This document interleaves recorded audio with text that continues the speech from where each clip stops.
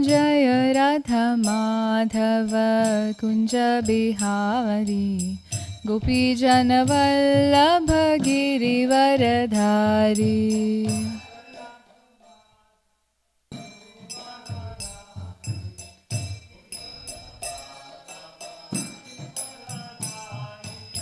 यशोदानंदन ब्रज जनरंजना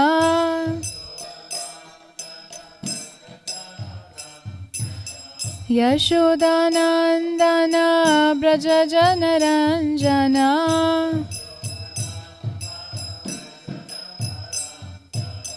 जमुना तीरवनचारी।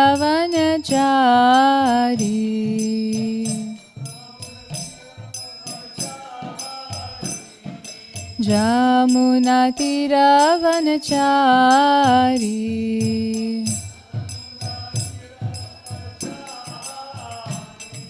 जय राधा माधव कुंज बिहारी गोपीजन वल्लभ गिरिवरधारी।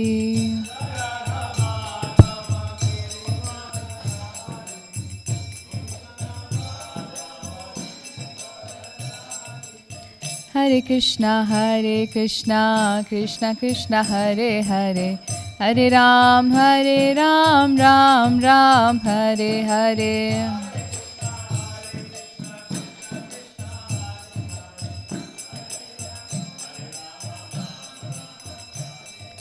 हरे कृष्णा कृष्णा कृष्णा हरे हरे हरे राम राम हरे हरे।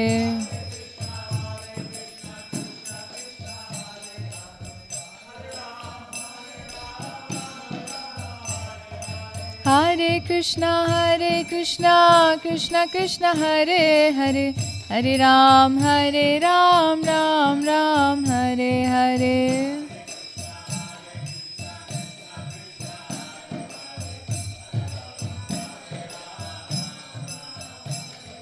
जय जय राधे जय जय श्याम जय जय श्री वृंदावन धाम।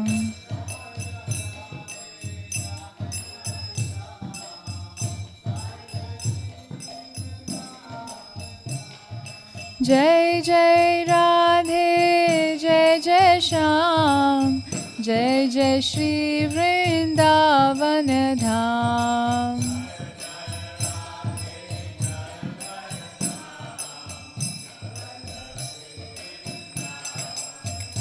जय राधा कालचंजी राधे।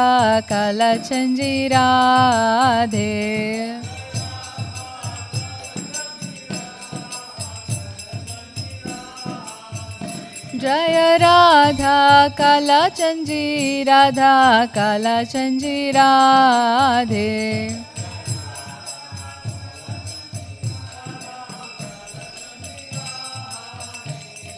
जय प्रभुपाद जय प्रभुपाद जय प्रभुपाद जय श्रील प्रभुपाद।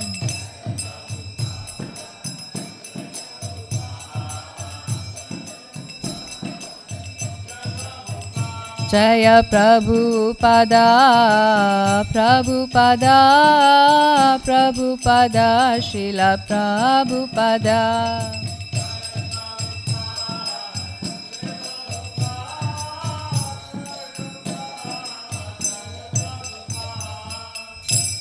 निताई गौर प्रेमानंदी हरि हरि बोल।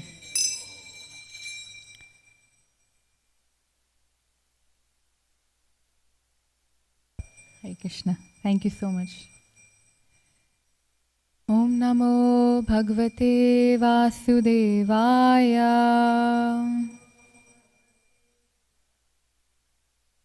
Om Namo Bhagavate Vasudevaya.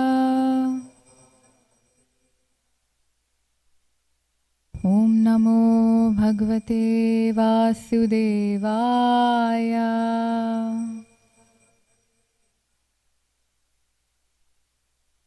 Let's chant this together.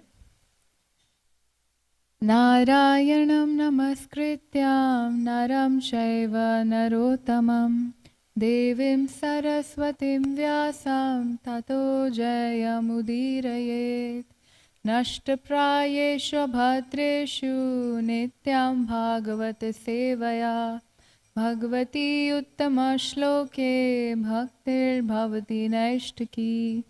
Grantraj Srimad Bhagavatam Ki Jai. Thank you so much for joining. You all join every single day, so I need to take blessings from you so that I can be true to what instructions we are getting from Srimad Bhagavatam. So we are actually covering Canto 7, Chapter 15.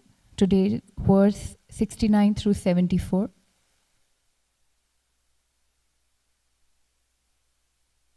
It's nice how Narad Muni, we're hearing Narad Muni's instructions through his past life and through his personal example. So let's read from 69 translation.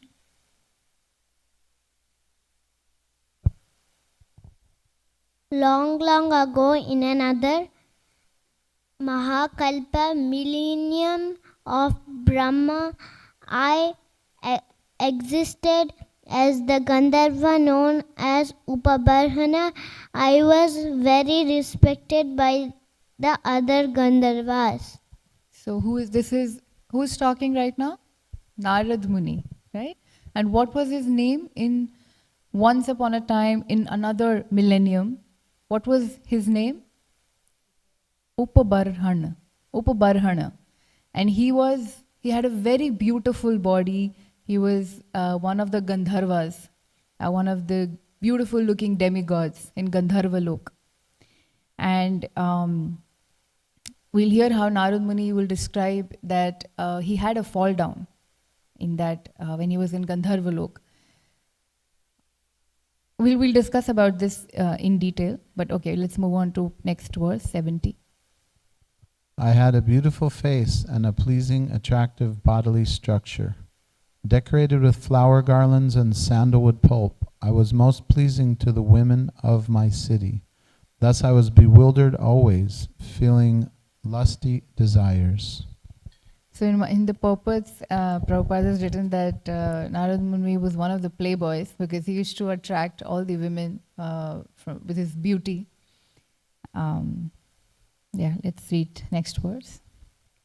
Once there was a Sankirtan festival to glorify the Supreme Lord in an assembly of the demigods, and the Gandharvas and the Asparas were invited by the Prajapatis to take part in it. So the Sankirtan festival, meaning the Harinam Sankirtan. So it's not something that, only Chaitanya Mahaprabhu introduced 500 years ago in Kali, but this has been something which keeps going on. And whenever the fallen souls forget about Harinam, Mahaprabhu or his servants, they come again and remind us of the Hare Krishna Mahamantra.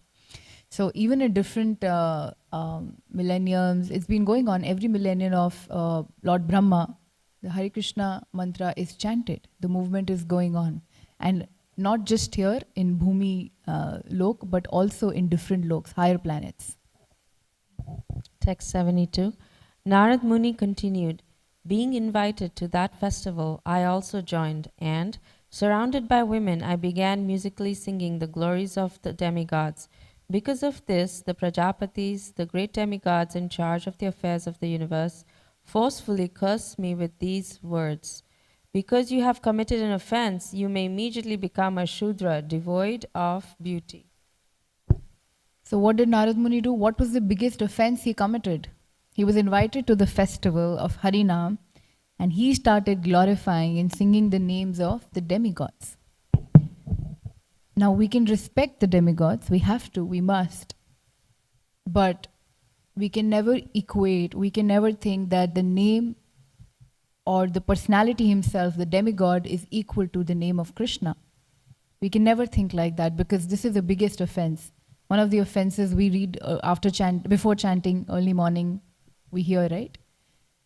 That considering the name of Lord Brahma or Lord Shiva to be equal or independent from Lord Vishnu. It's a big offense. And that is what Narad Muni committed here. He started glorifying.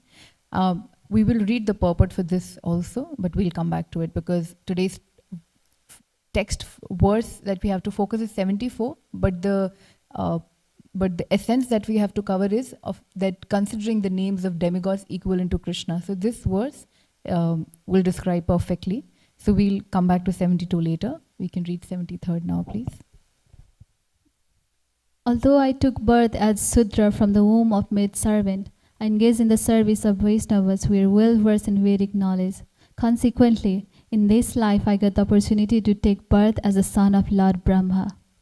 So the Prajapatis, the demigods themselves, cursed Narad Muni because he was glorifying the names of demigods in a Sankirtan movement. And what was the curse? That he would be born as a Shudra. But this turned out to be more fortunate than him being in Gandharvalok. Why? Why was the birth of Shudra more fortunate than being in Gandharvalok itself? Yes, exactly. Even if he was born to a mother who was a Shudra, he himself was a Shudra, but he got to serve the devotees. He got to serve Vaishnavas. So that is considered a higher birth, even if you're a, Mlecha, dog eater, Shudra, anybody. But you get to serve the devotees is considered so much higher than somebody who is there in the higher planetary system. 74. The process of chanting the holy name of the Lord is so powerful that by this chanting, even householders, grihastas, can very easily gain the ultimate result achieved by persons in the renounced order. Maharaj Yudhishthir, I have now explained to you that process of religion. Now think about it, how the story is going on. Now it comes to Yudhishthir Maharaj. In the purport, it is explained, which we'll read, that Yudhishthir Maharaj was worried what will happen to his spiritual life because he is a grihastha. Now we were talking about Shudra, that was one level, but still Narad Muni was fortunate because he got the association of devotees. Now we are coming to grihasthas. That even the power, the holy name is so powerful that even if grihasthas are chanting, they can attain the perfection of life as equal to somebody who is in renounced order of life. Somebody who is a sannyasi gets the same benefit by following Hare Krishna movement. Even a grihastha in a grihastha ashram can attain that benefit, the ultimate goal. So let's chant text 74. Please repeat after me. Dharmaste grihame dhiyo varnitaha papanashanaha grihastho yena padavim anjasa nyasinamiyat dharmaste grihame dhiyo varnitaha papanashanaha grihastho yena padavim anjasa nyasinamiyat. Please recite.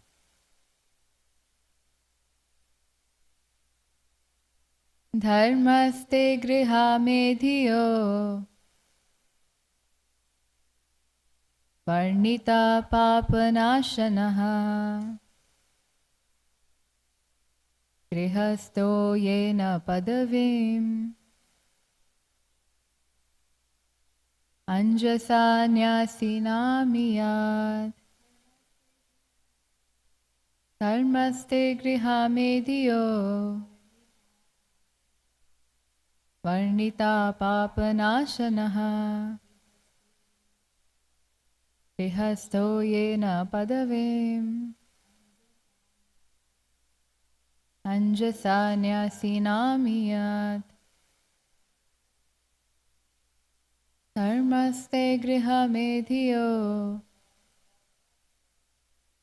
varnita papanashanaha grihastho yena padavim anjasa nyasinamiyat. Thank you so much. Word to word translation. Let's chant this together. Dharmaha, that religious process. Te, to you. Griha mediyaha, although attached to household life. Varnitaha, explained by me. Papanashanaha, the destruction of sinful reactions. Grihastaha, a person in household life. Yena, by which. Padavim, the position. Anjasa, very easily. Nyasinam, of those in the renounced order of life. Iyat, can obtain. Translation and purport by A.C. Bhaktivedanta Swami Srila Prabhupada ki jai.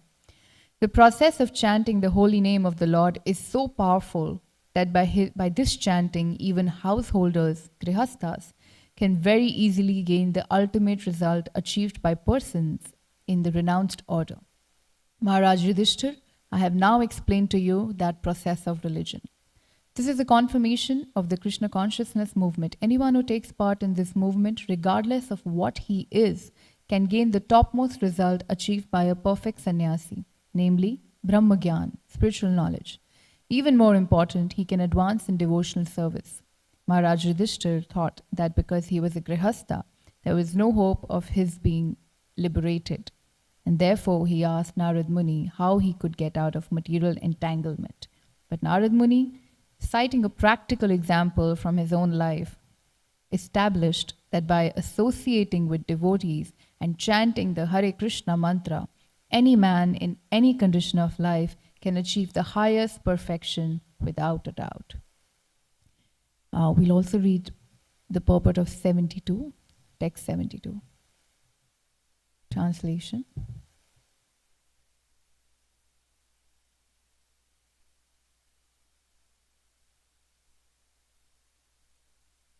Thank you. Translation. Narad Muni continued, being invited to that festival, I also joined, and surrounded by women, I began musically singing the glories of the demigods. Because of this, the Prajapatis, the great demigods in charge of the affairs of the universe, forcefully cursed me with these words.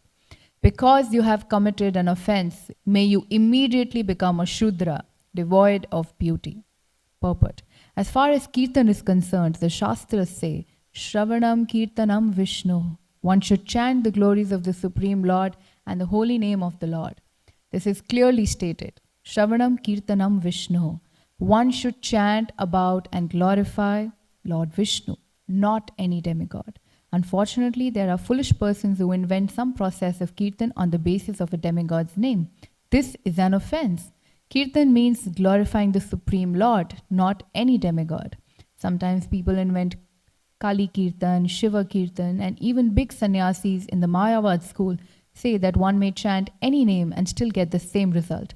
But here we find that millions and millions of years ago, when Narad Muni was a Gandharva, he neglected the order to glorify the Lord, and being mad in the association of women, he began to chant otherwise. Thus he was cursed to become a Shudra. His first offense was that he went to join the Sankirtan party in the company of lusty women. And another offense was that he considered ordinary songs like cinema songs and other such songs to be equal to Sankirtan. For this offense, he was punished with becoming a Shudra. Om Ajnanatimirandhasya Jnananjana Shalakaya Chakshurunmilitam Yena Tasmai Shri Guruve Namaha. Shri Chaitanya Manobhishtam Sthapitam Yena Bhutale Swayam Rupa Kadamayam Dadati Swapadantikam. Nama Om Vishnu Padaya Krishna Prishtaya Bhutale Srimate Bhakti Vedanta Swaminiti Namine Namaste Saraswati Deve Gauravani Pracharine Nirvishesha Shunyavadi Paschate Shatarine. Jai Shri Krishna Chaitanya Prabhu Nityananda Shri Advaita Gadadhara Shri Vasadi Gaura Bhakta Vrinda. Hare Krishna Krishna Krishna Hare Hare Hare Ram Ram Ram Hare Hare. Right. This is such a wonderful example that Narad Muni is teaching by his own life. That millions of years ago, he could remember that something happened millions of years ago. We probably won't be able to remember what happened a few days ago, but this is a quality that, like Lord Krishna, can remember anything that happened millions of years ago. And like him, his pure devotee, Krishna grants this, some of these qualities. And because Narad Muni is such a pure, exalted devotee, he was able to remember his past lives. And when he was in Gandharvalok as one of the demigods, Upabarhana, we see how he had very lusty desires because he was very beautiful and he used that beauty to attract other women. So he was one of the playboys, as Srila Prabhupada mentions. And this is a Shudra mentality, basically. That is why he was cursed to become a Shudra. One of the reasons was this, to attract lusty women, and also that he committed the biggest offense of glorifying demigods and in the assembly of Hare Krishna movement. And any Sankirtan, as Prabhupada said, Sankirtan means to glorify the Supreme Lord. So he was rightfully cursed to become a Shudra. And when we see now, in the age of Kali, most people, almost everybody is a Shudra because the mentality is Shudra. Because nobody is spiritually trained. Everybody is using whatever they have to just attract the opposite sex. And you will see this is a very prominent desire even in youngsters. Like you will see young kids when they start going to school, this intention to attract the opposite sex, this desire starts at a very young age. And this goes on till the very old age, probably till you're in your deathbed, that you want to attract the opposite sex, you want to mingle with them. And one of the disadvantages which is there in the higher planetary systems is that everybody has everything, almost everything. They have wealth, they have beauty, and that is why the senses are so unrestricted, because everything is so unlimited. And there's unnecessary mingling with the opposite sex. And so fall down is very easily, is bound to happen. But Krishna says that when you become a devotee, you don't fall down. We hear this verse, right? Apichet suduracharo vajite mam ananyabhak. Even if somebody has done the most abominable action, Krishna says that devotee does not fall down. I know this proposes a lot of questions, but what Krishna is trying to, what we need to understand is that somebody who's practicing devotional service does not fall down. That's what Krishna says. Somebody who's engaged in practicing devotional service. And that's why we really need to train ourselves to not judge devotees, to not judge Vaishnavas, because what they are doing, they are engaged in devotional service, they are trying, everybody's trying, right? With all the faults that one has, taking with them all those things, still trying to practice devotional service, still trying to make Krishna the center of their lives. Just like a grihastha, a couple, right? No matter how many conflicts there might be, conflict of interest or disagreements, a devotee couple is always trying to put Krishna in the center. And this is the biggest difference between a grihastha and a grihamedhi. You know, grihamedhis are those who are just trying to enjoy married life, who are just trying to, who are so attached to their family and using all the money to fulfill just their own needs and not remembering the Lord at all. Those are grihamedhis. But that is why Yudhishthira Maharaj was afraid that how will I advance in spiritual life? But Yudhishthira Maharaj is a solid example of being a grihastha, because he kept Krishna in the center. And as grihasthas, that's such a, the reason we become grihasthas is if we continue to serve the devotees, if we continue to serve the Lord, we can advance even in that ashram. Ashram actually means a place where you reside. So this is a place where we are residing in the shelter of Krishna, the Brahmacharya ashram. That is also an ashram where you are residing in the shelter of Krishna. You're doing everything to please Krishna. Even a sannyasi is trying to please Krishna. So grihastas have even more opportunities to do that, because anything they earn, 10% of that they can use in the service of the Lord or in the service of devotees. They can educate their kids about Krishna, the Supreme Father. And so we see that Narad Muni in his past, in one of his lives, millennium years ago, when he was cursed, the reason he was cursed was that he was singing the names of the demigods, and he was cursed by the demigods themselves, which is so wonderful, because even demigods know that we are not, we are the servants of Krishna. We are not supposed to be glorified as the same platform where Vishnu is.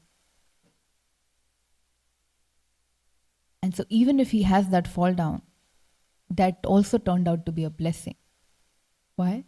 First of all, he was cursed that he'll become a Shudra devoid of all the beauty. As Shudra is considered there not to be beautiful because, that's a curse apparently. And in Kali Yuga, we are all Shudras.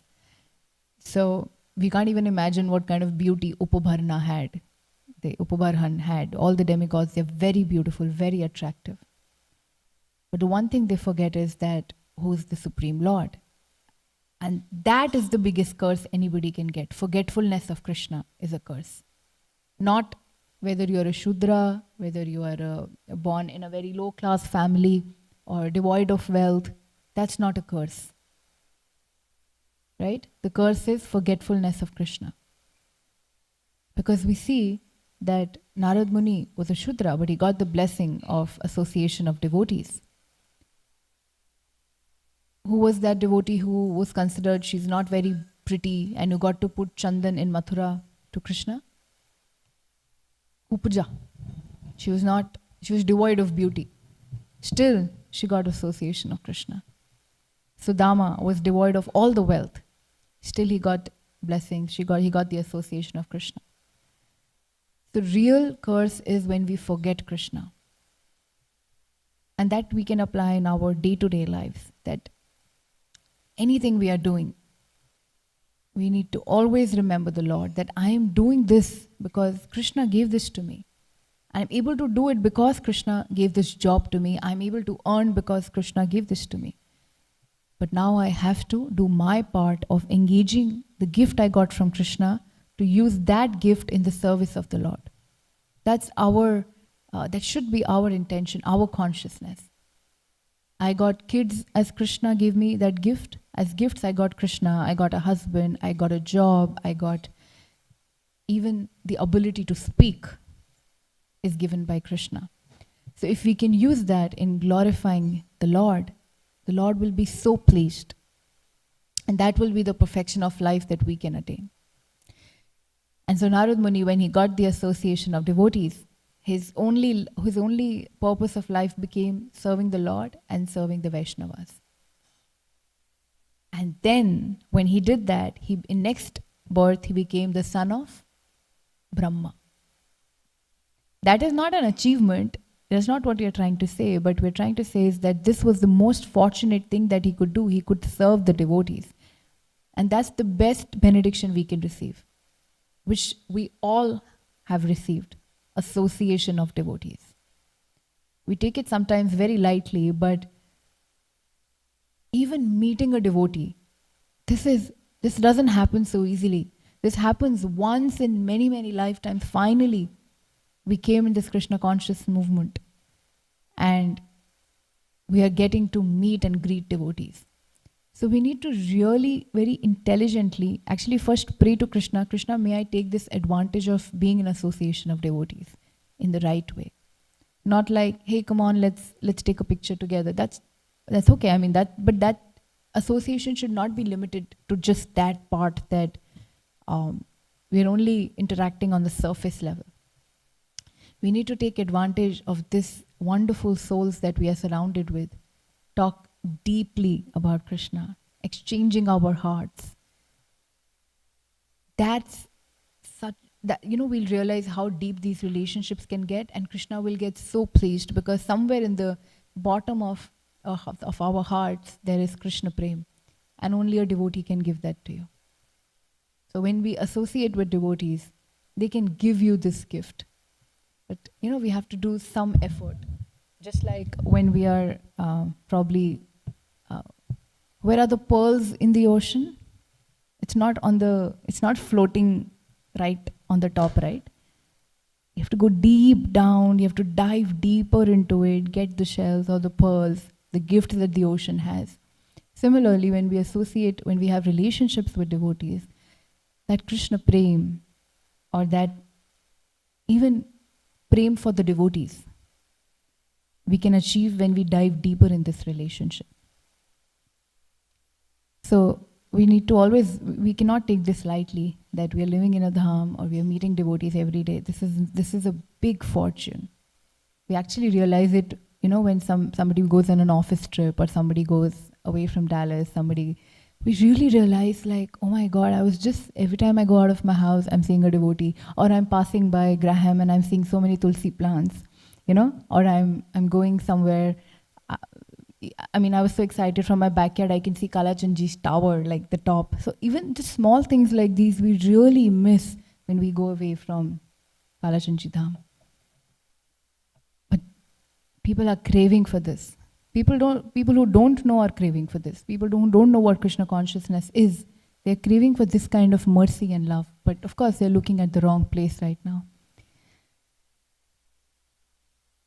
And so Narad Muni instructs Yudhishthira Maharaj that even if you're in a grihastashram, you can attain perfection of life when you are engaged in chanting the holy name and serving the devotees.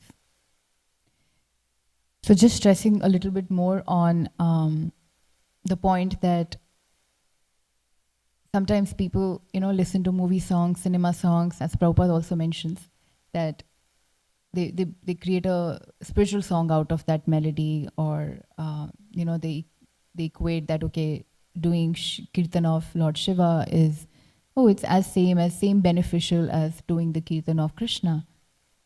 But that's an offense, because how can we equate all the demigods? There are so many demigods, right? And we think that, okay, one day we can chant, we can glorify any demigod, the other day we can come back to Krishna. No. In the Bhagavad Gita also it is mentioned that somebody who's less intelligent is the one who's worshipping the demigods. Why is it said that they are less intelligent? This is a question for all of you. This sounds for the first time I was hearing in a Bhagavad Gita class, and it made sense, but I suddenly laughed at it that people who worship demigods are considered less intelligent. It was really like Krishna is saying it outrightly. There is very less buddhi, less intelligent people are worshipping the demigods. So my question to you is that why do you think worshipping demigods is considered to be lesser intelligent? Yes, Janaki.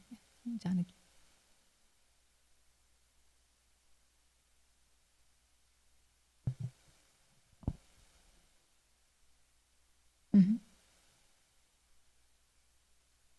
Exactly. So why go to a small well of water when you can go to an ocean and just, get all the water you want?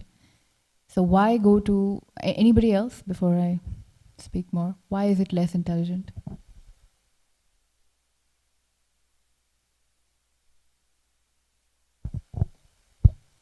That their boons are temporary, because their positions are temporary too. So yes, exactly. Tulsi Saki Mataji wanted to say something. We get their power from Vishnu, so we should worship Vishnu. Yeah. So it's like, all of you are right. It's like you're going to you probably work in a company where they have said that you have easy access to the CEO of the company, and you can always go in and you can talk to that person. But no, you'll always go to just your manager and ask for the biggest things that you wanted, the desires you have as an employee, and you're just going to your manager and asking those things. But the manager only has limited power. And the CEO has opened all the doors that why don't you just come to me and, you can ask me anything. But only a person who has less intelligence, which means, why are we saying less intelligence? Because you're not taking full benefit for yourself. Why would you not to take the best out of a situation? Why would you just go to somebody who can give you $100, but you'll go to somebody else who can only give you $20? It's stupid, right? And thanks to Krishna, he was a little kind. He didn't write you're stupid and you're fools, but he just said you're less intelligent. But that's what it means. Somebody who has limited power, and that power also, the source of that power is somebody else. It's Krishna. It's the Supreme Lord. And one more thing. There is one thing Krishna can give which no demigod can give. There's so many things that Krishna can give that demigods cannot give. Demigods can only give you material benefit. Am I right or am I wrong? They can grant you boons like to Hiranyakashipu, like he granted, oh, you will not die in day and night. He granted all of that, right? But was he able to even inculcate a desire in the heart of let's say, purifying that person? That purification only comes from Krishna. That's why Krishna consciousness is considered that it gives, I think it's in Hindi we say it does Shuddhikaran and I don't know if Buddhikaran is a word, but it means it purifies you and it gives you the right intelligence. That's what devotional service does to you. It automatically purifies you when you're engaged sincerely in the services of the Lord. We don't have to wait to first get perfect and then, oh, now maybe I'm eligible to serve Krishna. The only eligibility you need is the desire to serve the Lord. And Krishna can give you the love and satisfaction that no other demigod can give. But if somebody is engaged, in the service of demigods, let's say we come across reading even in Bhagavatam about these great personalities, the only thing that we must ask from them is that, please bless me so that I can serve the Lord perfectly. I mean, just bless me so that I can serve the Supreme Lord. We can take blessings from them. Like somebody said, Saraswati gives education. We can ask her that, may I please give me education, like I'm able to study Srimad Bhagavatam so that my love for Krishna increases. My love from Srimad Bhagavatam increases. At the end, the destination is the supreme love for Supreme Lord. That's what we need to have, one track mind. If you have too many goals, we won't be able to reach anywhere. So having so many demigods, now people can say there are 3.3 million demigods. How many can you worship? How many will you go to? And they all lead to just one path. It's just like a sun has its rays, right? But can the rays come without the sun? No. So the sun is like the Supreme Lord and the rays are like demigods. That the source is Sarva Karana Karanam. Krishna is the source of all the powers of everything. And so if we say that Lord, Kalachandji, and maybe any other demigod, we sing the names of that demigod in front of Kalachandji and we're glorifying in a Hare Krishna movement, then it's an offense. Because Krishna is the Supreme Lord and nobody stands close anywhere near him. So that means we need to know the philosophy. A lot of times people will, this is very common in India because we're so exposed to all the demigods and knowing about them since our childhood. So we think they're all the same. But that's why this education is very important. And Srila Prabhupada has written so many books so that we can take shelter of this, of our Shastras and can get the real knowledge and not waste our life, another life. So if anybody has any comments on this, or any questions, please feel free to go. Yeah. Hare Krishna Vrinda Sevika, thank you for a very nice class on a very important topic. Yeah. And I'm I want to frame my question, so I'll just take a little. So Mhm. we understand that Lord Shiva also comes from, Brahma, and Narada Muni is also coming as son of Brahma. So we're saying go to Vishnu, don't go to demigods as Shiva or Brahma, because ultimate goal is Vishnu. However, we are in the sampradaya, and so the difference, because Narada is a pure devotee of Krishna, so the difference between he's not considered a demigod, or he may have material opulences, but that is not what we consider. So if we were to say what's different between Lord Shiva and Narada, both being very empowered sons of Brahma, it's that Narada's whole life, he has no material opulence that he's responsible for, and his whole, as a pure devotee, his whole meditation is how to bring everybody to Krishna. Mhm. Is it like for us to differentiate, like when as devotees we follow the structure, we go to Guru and his Guru. We don't say, okay, ignore everybody and go straight to Vishnu. Whereas with demigods, we're saying, no, don't go to Shiva, don't go to Durga, but go straight to Vishnu. So we are doing, the process is different Mm. when we are discussing Vaishnavas, who may be the sons of the same father, versus even if we are considering Shiva to be primary of Vaishnavas, but again, he's different from Narada because he's responsible and he has material empowerment. Like, just can you help unpack that? If I get your question right, so maybe what you're asking is that we do say don't approach the Lord directly. We go through devotees, right? And then at the same time, we are saying don't approach demigods, right? Why is that the difference? We are not approaching demigods for our personal goals. Usually, people have this. The reason they do demigod worship is because of fulfilling their material desires. May I get promotion? May I get a better job? Every other day in India, there's a yagya in the house for sukh shanti, like peace, getting a putra, like a son, getting more money, getting a husband, right? All these sacrifices are done, all these worship is done for personal goals.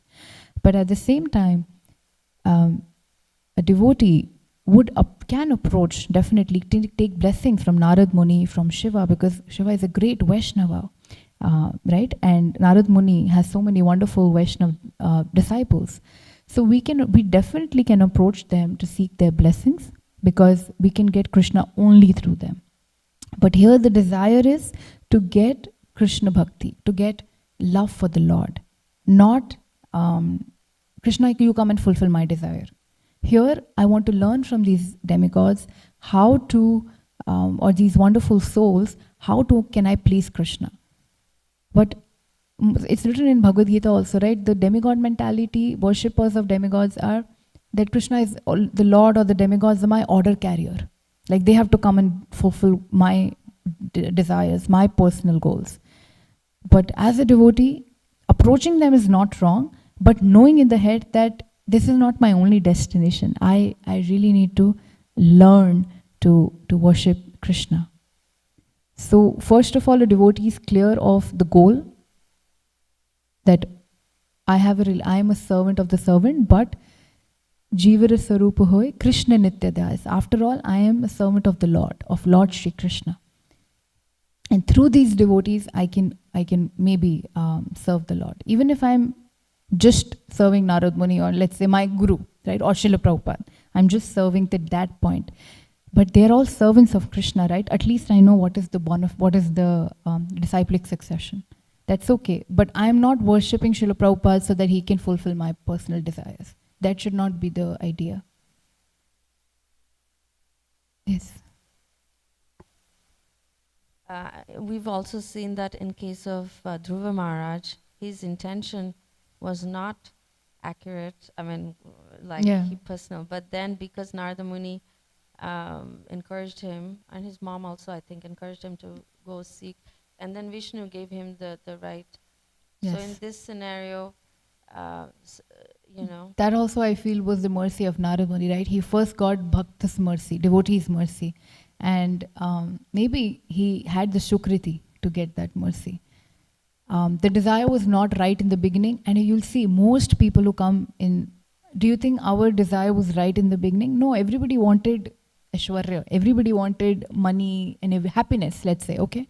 There are 4 things that approaches us to this, to seeking, to seek spirituality, is because somebody is seeking, okay, I want material benefit, I want to learn, I'm jigyasa, I want to learn knowledge. So his was that I want a bigger kingdom than even Lord Brahma, right? And then he met Narad Muni and he gave him the mantra, Om Namo Bhagavate Vasudevaya, and he chanted for 6 months and Vishnu appeared. But during that, the whole cleansing happened, the whole purification happened. He realized that even the kingdom of Brahma was like broken piece of glass for me, because I don't want that. But yeah, your question, I think, is that there also he approached, the desire was not right, you're saying, and still he got the mercy of Narad Muni. Sorry, I'm it's coming to my mind. Like even for the prachetas, the prayers of Lord Shiva, like Shiva's in this case also. So it is not always just the desire for material, or it is not always the demigods who are not directing, but somehow there's a combination of some other things also, where even the Lord Shiva is able to encourage the prachetas, prayers of Lord Shiva, right? Yes. Over there, am I wrong on that one? I think so. Yeah, so somehow it is happening by the sincere. I think one should say something. Oh, he's just saying closer to the mic. Okay. But I think, let's say if I'm worshipping you, right? I mean, I'm serving you, and but I'm serving you because I know you're a wonderful devotee. And one day I want to, I know that you have bhakti, that if I serve you, that even that can be the goal of my life. But I'm doing that because I know you're the devotee of the Lord. But if I approach just one demigod and I just want to serve them, thinking he is the Supreme Lord, that is an offense. Approaching demigods is not wrong. We respect them, we can worship them, but considering them equal to the Lord is an offense. That's the whole essence of today's words. I hope I was able to help. Yes, please. Yeah. Feel free to add anything to that question. Hare Krishna. Such a wonderful class. I just had a comment, something that I was thinking about in like regards to this. I was thinking about how, like, if you come with material consciousness and you go to the demigods for that, then like the nature of materialism is that it's like karma and justice. Like if you go with that, then you'll get whatever you give or whatever mind you have. But even the demigods, still they're mostly devotees. Still they have some piety and they're up there, and they still, you know, they come to see Krishna's pastimes, Lord Chaitanya's showering flowers or whatever. So they still have this like even more spiritual consciousness maybe than we have. Right. So the opportunity to get mercy from them because they are devotees is still possible. It is still there. And it's just our consciousness. If we approach them like a bank clerk or teller or something, if we go to them and we just say like, this is what I want, you give me that, then okay, they'll probably just do their job and they'll give us whatever. But if we go and we are kind of looking for mercy, then also their compassion, their heart, because they're devotees, it's possible that they'll give us a little mercy too. So that was just something that I thought. Yeah, that's wonderful. Thank you for adding that. Yeah, actually, if a lot of people who have worshipped Lord Shiva very nicely before, or Ganesha, if they've done it sincerely, they've come to Krishna consciousness. Because when you approach the demigods without any, we won't say there is zero desires, because that's not possible. We still have desires, but we are just, okay, we have some natural attraction for them, and we just worshipping them, then, you know, it's their duty that they bring us to Krishna. gradually. They bless us with Krishna Bhakti.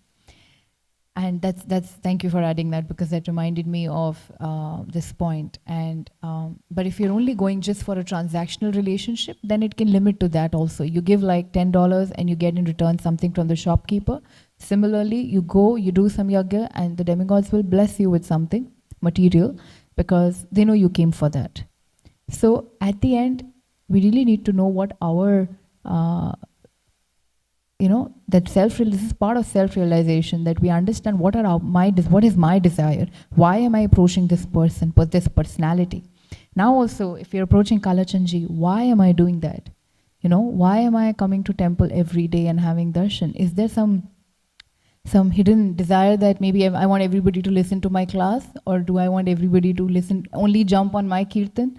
Or is that the desire? No, because still I can, as a devotee, we can have very mixed devotion, or let's say mixed desires, still from our lingering on within us, right? But if you're only approaching the Lord, then Kalachandji, I just love coming here. I love seeing your form. I see how the pujaris dress you so nicely, and I just sincerely want to thank you for everything you've given to me, and may I always keep coming to you to have your darshan. Even if we always need to pray to Kalachandji. We need to come and talk to Kalachandji. So that even if that desire is not there, it will come. At some point, did we ever desire we would, in this life, coming here every day, having darshan of the Lord, we would have desired it, and that happened. So Bhagavatam tells us what to pray for, right? I think Gaurang Prabhu a few days ago gave this wonderful lecture, I think 2-3 weeks ago, where he said 3 things we should pray to Krishna. I think the first one was, Krishna, may I always be attracted to your form. May I always be attracted to you and your devotees. That was the prayer. That was the first and second, I think. I don't know if I remember the other points, but this was the most important, that always pray to Krishna, may I always be attracted to you, Kalachandji, and may I always be attracted to the devotees. So our goal of life is Krishna Prem, but also Prem for devotees. That's very important. That's the harder one among the two. Krishna Prem, we think, okay, but it's hard to inculcate Prem for devotees. Because we think, oh, it's same, right? Same person, maybe came 5 years after me in Krishna consciousness. Oh, this person is doing this, but doesn't do this service nicely, doesn't even do Achman nicely, etc., etc. Our minds can have so many thoughts. But we need to inculcate love for devotees also. So, yeah, any other point or any other question?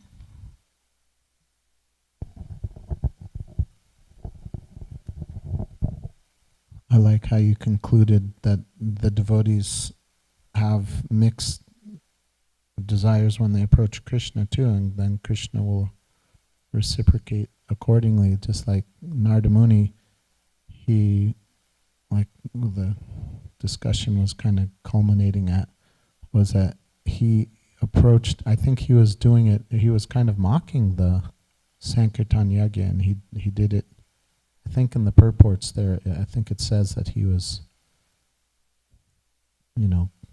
proud and just, he wasn't approaching even the demigods for blessings, but he did it to show off. And you can have like so many things, like you were saying, when you chant for Krishna, Krishna says that as those surrender unto me, I reward them accordingly. So even with approaching Krishna, he'll reciprocate according to the sincerity of the approach.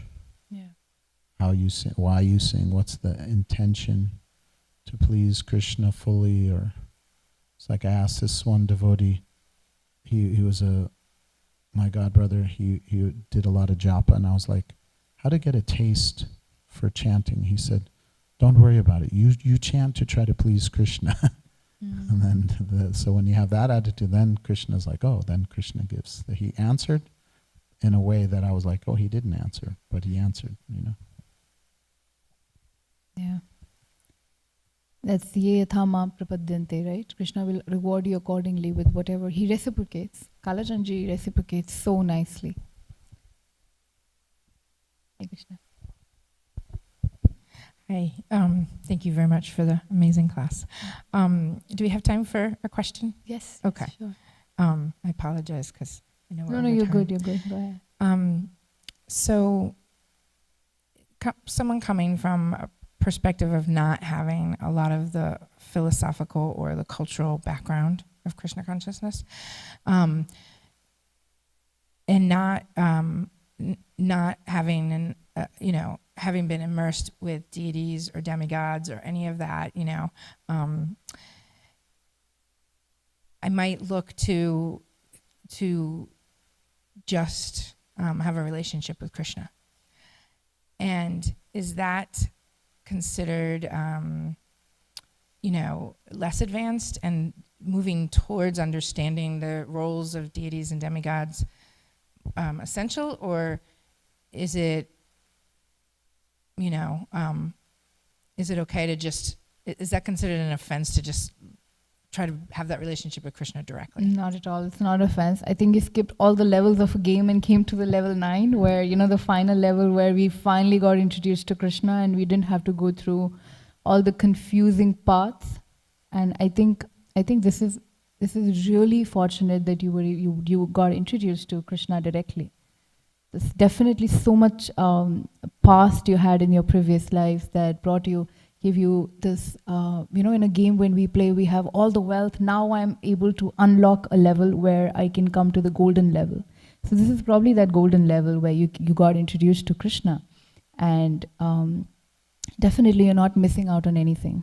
Knowing about the demigods or having gone through that worship path or things like that. It's just that being in India, we were more exposed to all this. And sometimes that can be not a very helpful situation because people get stuck on their past, like my family worships Ganesha or any other demigod.